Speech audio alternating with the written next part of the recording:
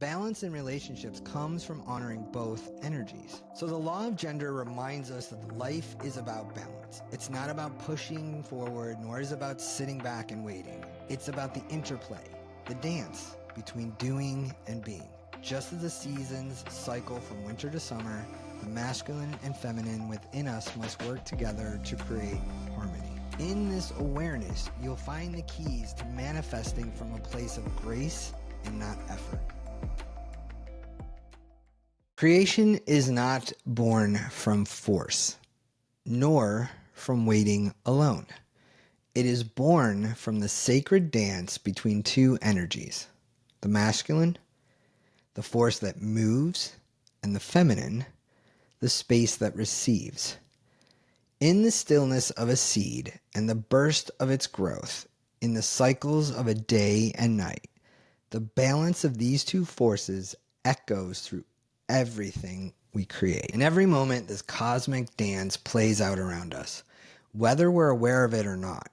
The masculine energy drives us to do, to act, to create, while the feminine energy reminds us to be still, to listen, and to allow.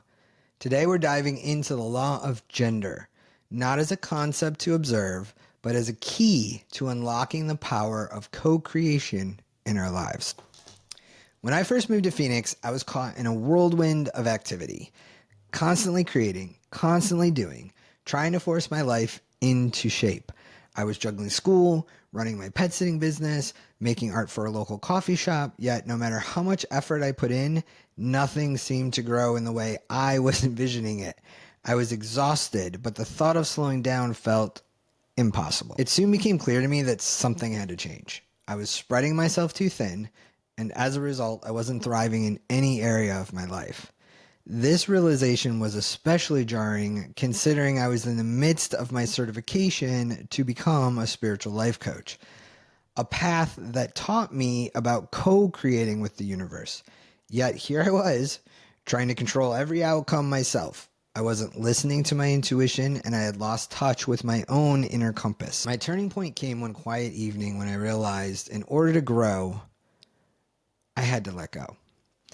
I needed to embody the very principles I would soon teach to others, trusting the process, surrendering control, and allowing space for things to unfold on their own time. The seeds I had planted needed nurturing, not force. And that's a quote and something I've always lived by, was Gandhi's quote of, "Be the change you want to see in the world." So I have a huge problem when I'm not embodying that which I will eventually teach. It's not who I am. When I finally decided to stop pushing, I began to actually see movement. Not because I was doing more, but because I was actually giving things the room to breathe and evolve. That's when I truly understood the balance between the active masculine energy of action and the receptive feminine energy of allowing. It's in this balance that real creation happens, without the burnout, without the struggle. Thoth, the ancient Egyptian god of wisdom, is a master of balance. He's a keeper of the cosmic law. In the ancient texts, he's portrayed as the scribe of the gods, the one who records the unfolding of universal truth. But his wisdom runs deeper than mere documentation. Thoth was the mediator between worlds, the bridge between the seen and the unseen. In Hermeticism, he's often identified with Hermes Trismegistus, the legendary figure created with bringing forth the Hermetic principles, including this law of gender and what we have been diving into in these last few episodes. Now, Thoth's teachings show us that creation itself is born from the balance of opposites. Masculine and feminine energies are not separate forces, but two aspects of the same whole, which we talked a little bit about, right, with the law of polarity. Thoth teaches that the masculine is the active, outward moving force, shaping the world, while the feminine is the receptive, inward flowing force that holds space for creation to emerge. Now, imagine Thoth as the weaver of the cosmos. His masculine energy moves the shuttle through the loom, while his feminine energy holds the threads in place, allowing the fabric of reality to be woven. This same dynamic exists within us. We are capable of weaving our reality, but only when we balance our drive to create, masculine, with our ability to receive and nurture, feminine. Now, Thoth's wisdom isn't about just choosing one energy over the other. It's about knowing when to act and when to allow. The dance between the energies is what brings life into balance. Thoth teaches us to tune into this dance, to listen deeply to the rhythms of creation, to align our actions with the cosmic flow. And hopefully you guys are seeing by now how all these laws piggyback and interwork with each other. Now, the Hermetic law of gender teaches us that everything in nature contains both masculine and feminine energies. This is true in the natural world, within us, and in the process of manifestation itself. The masculine energy is that of the sun, bold, direct, outward moving. It's the energy that propels us to set goals, to act, to shape the world around us. But the feminine energy is in the moon, subtle, nurturing, receptive.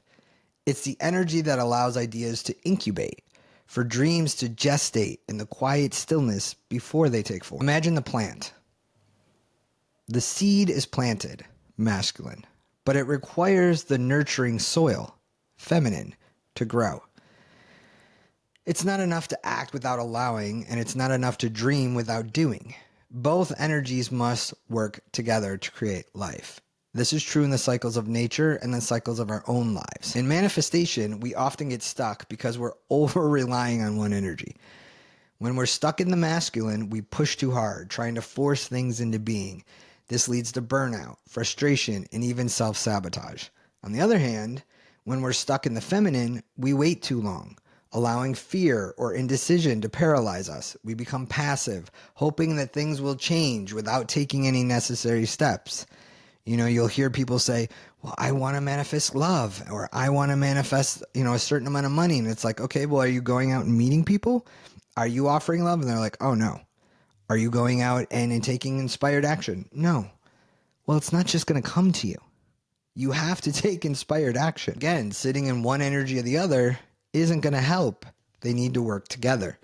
So the key to unlocking the true creative power lies in the balance of these two energies. The law of gender invites us to examine our lives and ask, where am I out of balance? Where am I pushing too hard? Where am I waiting too long? And how can I harmonize these forces within myself to create a life that flows naturally and effortlessly? In quantum physics, we see a similar dance between particles and waves, masculine and feminine energies on a subatomic level. Particle represents the masculine, focused, direct, and defined. A wave represents the feminine, expansive, fluid, and full of potential.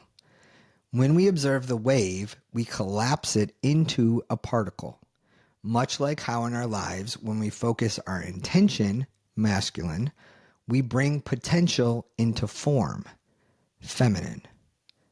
Let me say that one more time, because this is important for you guys to understand.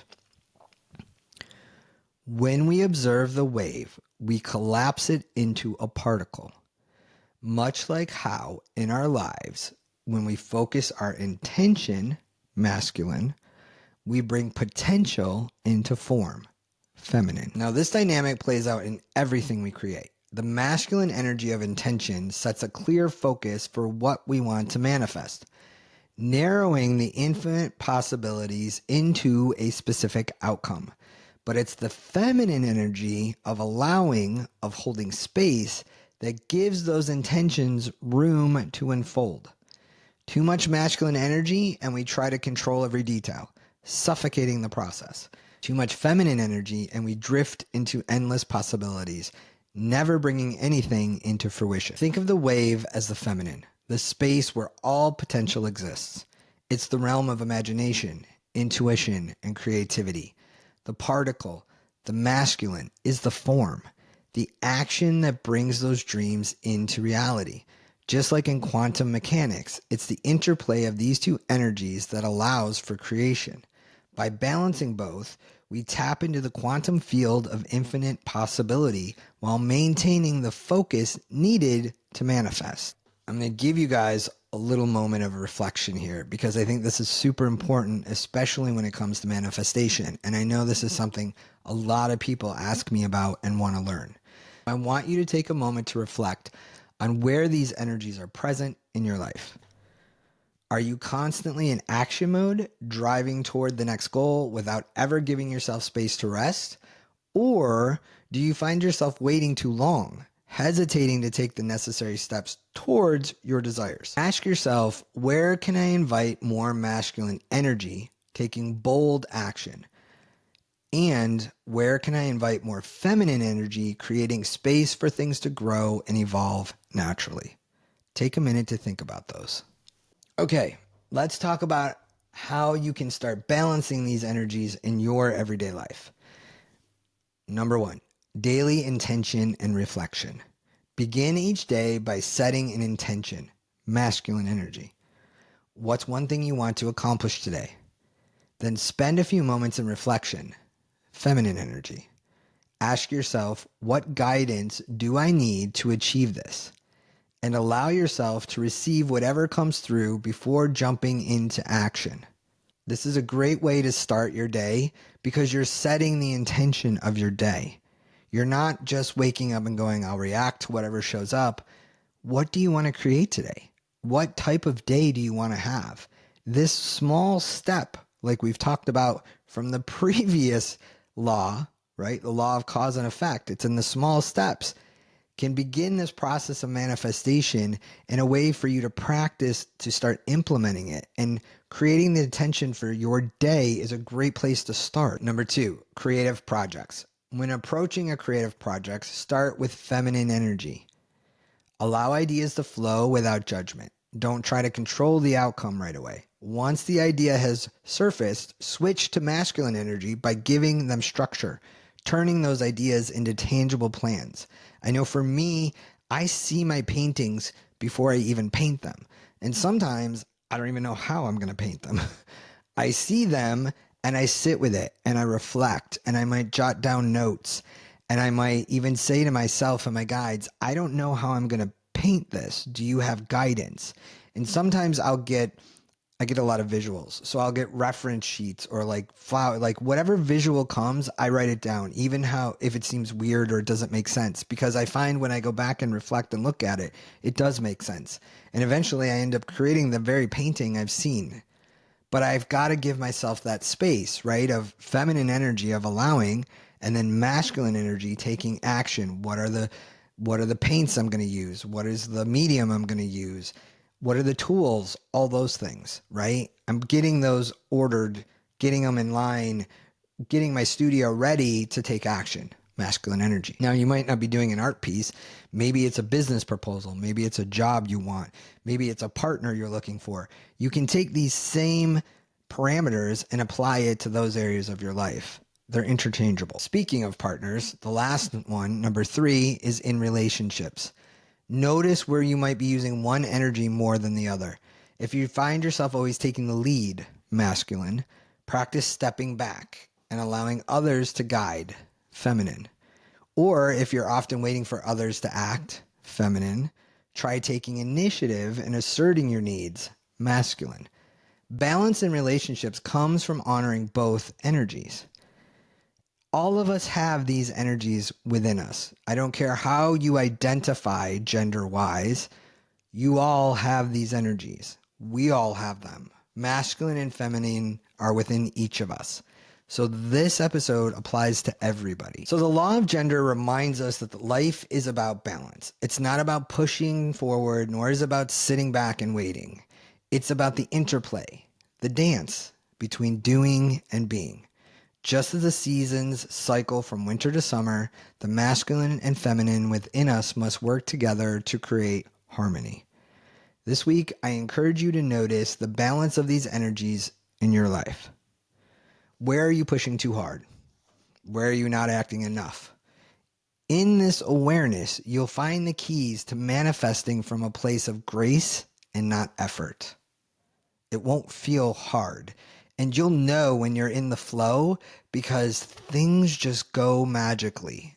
And I'll dive deeper into this if you guys are interested in hearing how and what that looks like, please drop a comment or send me a message, because I'd like to know what you guys would like to know more about. And in our next episode, we'll journey deeper into the teachings of Thoth. Who was this ancient figure, and how is he connected to Hermes and the Hermetic principles we explored today?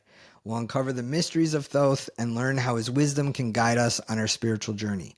Thank you for walking this path with me today as we explored the law of gender. If this message resonated with you, please subscribe and share it with someone who needs to hear it, and leave a comment down below if you feel called.